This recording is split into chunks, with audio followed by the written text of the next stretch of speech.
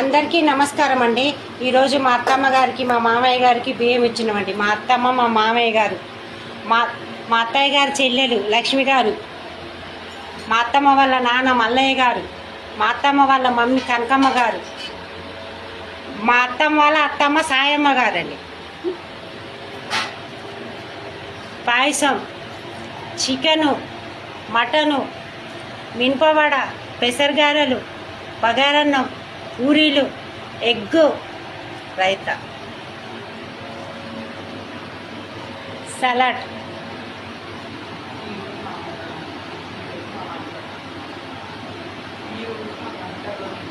ఈరోజు మా వంటలు